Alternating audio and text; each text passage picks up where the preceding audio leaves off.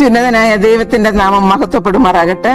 ഇന്ന് പ്രഭാത ധ്യാനത്തിനായി നമ്മൾ എടുത്തിരിക്കുന്ന വിഷയം ദൈവം പാവത്തെ വെറുക്കുന്നു എന്ന വിഷയത്തെ ആസ്പദമാക്കിയാണ് നമ്മൾ ചിന്തിക്കാൻ പോകുന്നത്.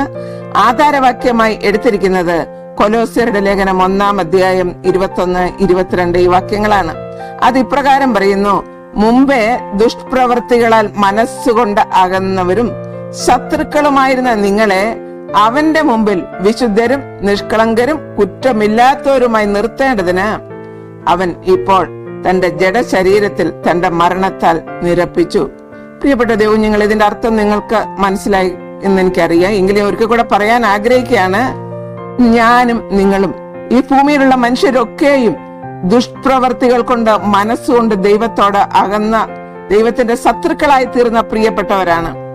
എങ്കിലും സ്വർഗത്തിലെ ദൈവം നമ്മളെ വിട്ടുകളയാൻ ഇഷ്ടമില്ല, നമ്മൾ അങ്ങനെ നശിച്ചു പോകാൻ ഇഷ്ടമില്ലാത്തത് കൊണ്ട് നമ്മളെ വിശുദ്ധരും നിഷ്കളങ്കരും കുറ്റമില്ലാത്തവരുമായി നിർത്തേണ്ടതിനാണ് സ്വർഗത്തിൽ നിന്ന് കർത്താവായ യേശു ക്രിസ്തു ഈ ഭൂമിയിലേക്ക് ഇറങ്ങി വന്ന് കാൽവരി ക്രൂശിൽ നമ്മൾക്കായി യാഗമായി തീർന്നത്. ഇതാണ് അതിന്റെ യഥാർത്ഥമായുള്ള അർത്ഥം. നമ്മള് ചില രാഷ്ട്രങ്ങൾ, അതായത് വടക്കേ അമേരിക്കയിലും മറ്റു ചില രാഷ്ട്രങ്ങളിലും കാണുന്നത് യുദ്ധത്തിൽ മരണമടഞ്ഞ സേനാ അംഗങ്ങളോ അല്ലെങ്കിൽ മാരകമായി എയ്ഡ്സ് രോഗം ബാധിച്ചവരായ പ്രിയപ്പെട്ടവരുടെ ഭൗമിക ശരീരത്തെ സഭകളൊന്നും അവിടെ നല്ലൊരു മരണാനന്തര ശുശ്രൂഷ നൽകി അവരെ അടക്കുവാൻ തയ്യാറായിരുന്നില്ല. എന്നാൽ അമേരിക്കയിലെ പരമോന്നത നീതിനായ കോടതി പോലും ഇങ്ങനെയുള്ളവരുടെ അവകാശത്തെ തടഞ്ഞില്ല എന്നുള്ളതാണ്. അത് അവരുടെ പൗര അവകാശം. അവർ ഇതിനെയൊക്കെ നിഷേധിക്കുന്നെങ്കിലും ആ ജനത്തിന്റെ പൗര അവകാശമായിട്ടാണ് കോടതി പോലും അത് ഏറ്റെടുത്തിരുന്നത്. എന്നാൽ സ്വർഗത്തിലെ ദൈവം ഈ സൈനികരെയോ മാരകമായ രോഗം ബാധിച്ച് മരിച്ചവരെയോ വെറുക്കുന്നില്ല. ദൈവം പാവികളെ പോലും സ്വർഗത്തിലെ ദൈവം വെറുക്കുന്നില്ല എന്നുള്ളതാണ് സത്യം. ദൈവം പാവത്തെ വെറുക്കുന്നു. തന്റെ വഴിയിൽ മത്സരിക്കുന്ന മനുഷ്യരെ പോലും സ്വർഗത്തിലെ ദൈവം സ്നേഹിക്കുന്നു എന്നാണ്. കാരണം സ്വർഗത്തിലെ ദൈവം അങ്ങനെയുള്ള പ്രിയപ്പെട്ടവരെ, പ്രിയം ദൈവകുഞ്ഞുങ്ങളെ മടങ്ങി വരിക എന്നാണ് വിളിക്കുന്നത്. സ്വർഗത്തിലെ ദൈവത്തിന് പാവത്തോടുള്ള മനോഭാവം എന്തായിരുന്നു എന്ന് ഹബക്കൂക്കിന്റെ ലേഖനം 1-ാം അധ്യായം 13-ാം വാക്യത്തിൽ കാണാം. ദോഷം കണ്ടുകൂടാതെ വണ്ണം നിർമ്മല ദൃഷ്ടിയുള്ളവനും പീഡനം കാണാൻ കഴിയാത്തവനുമായുള്ളവേ. പ്രിയപ്പെട്ട കുഞ്ഞുങ്ങളെ, പ്രവാചകൻ കർത്താവിനെ വിളിക്കുക, കർത്താവായ യേശു ക്രിസ്തുവിനെ വിളിക്കുകയാണ്.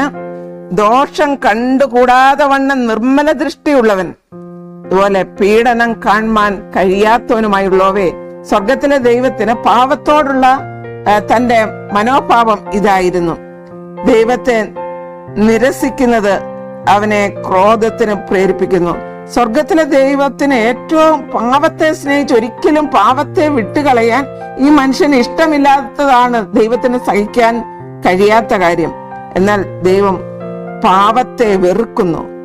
പാവികളെ അല്ല എന്ന സന്തോഷ വാർത്ത പങ്കിടുക. പ്രിയപ്പെട്ട ദൈവകുഞ്ഞുങ്ങളെ, പലരും നമ്മളോട് പറഞ്ഞേക്കാം, ഞാൻ പാവിയായ ഒരു മനുഷ്യനാണ്, എനിക്ക് ഒരിക്കലും രക്ഷ പ്രാപിക്കാൻ കഴിയുകയില്ല എന്ന് നമ്മളെടുക്ക് പലരും പ്രയാസങ്ങൾ പറഞ്ഞേക്കാം. എന്റെ അടുത്ത് പോലും അങ്ങനെ ജനങ്ങൾ പറഞ്ഞിട്ടുണ്ട്.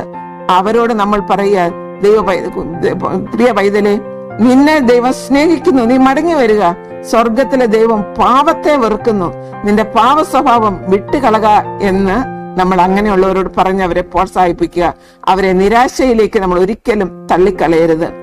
ഇന്ന് നമ്മളുടെ ഇടയിൽ ബർത്ത്ഡേ ആഘോഷിക്കുന്ന ചില ദൈവ പൈതങ്ങളുണ്ട്. അവർക്ക് വേണ്ടി നമ്മൾക്ക് പ്രാർത്ഥിക്കാം.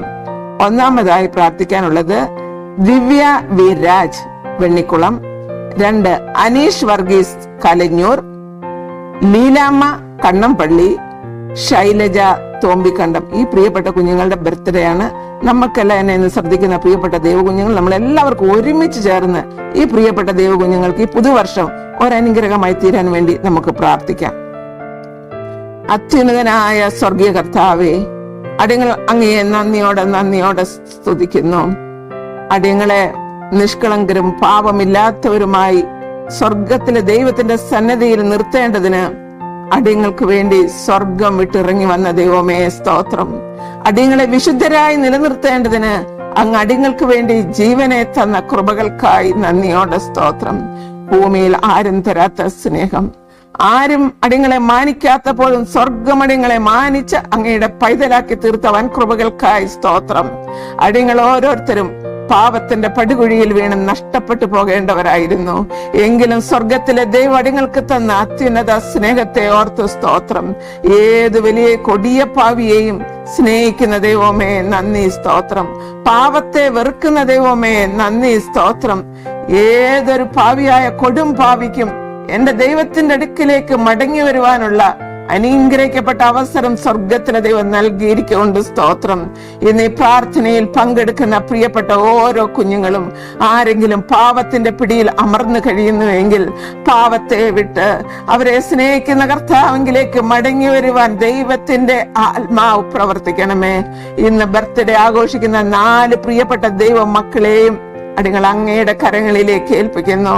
പ്രിയപ്പെട്ട മക്കളുടെ ജനനം മുതൽ ഇന്ന് വരെ അത്ഭുതകരമായി നടത്തിയ ദൈവത്തിന് സ്തോത്രം. അവരമ്മയുടെ വയറ്റിൽ ഉരുവായിരുന്ന കാലം മുതൽ അവരെ പരിപാലിച്ച ദൈവത്തിന് സ്തോത്രം. പിതാവേ, ഈ പ്രിയപ്പെട്ട ദൈവ കുഞ്ഞുങ്ങൾക്ക് ഈ പുതിയ വർഷം ഒരു അനുഗ്രഹത്തിന്റെയും സന്തോഷത്തിന്റെയും സമാധാനത്തിന്റെയും വർഷമാക്കി ദൈവം തീർക്കണമേ. അങ്ങയുടെ കുഞ്ഞുങ്ങളെ പുതിയ ഒരു ജീവിതത്തെ, പുതിയ ഒരു വർഷത്തിലേക്ക് പ്രവേശിക്കുമ്പോൾ സ്വർഗത്തിലെ ദൈവം പ്രിയപ്പെട്ടവരെ പരിപാലിച്ച് അവർക്ക് വേണ്ടുന്ന എല്ലാ നന്മകളും നൽകി പരിപാലിക്കണം. ഇന്ന് പ്രാർത്ഥനയിൽ പങ്കെടുക്കുന്ന കുഞ്ഞുങ്ങൾ ഏതൊക്കെ ഭാരത്തോടെയാണ് ദൈവസന്നിധിയിലായിരിക്കുന്നതെന്ന് എന്റെ ദൈവം അറിയുന്നു.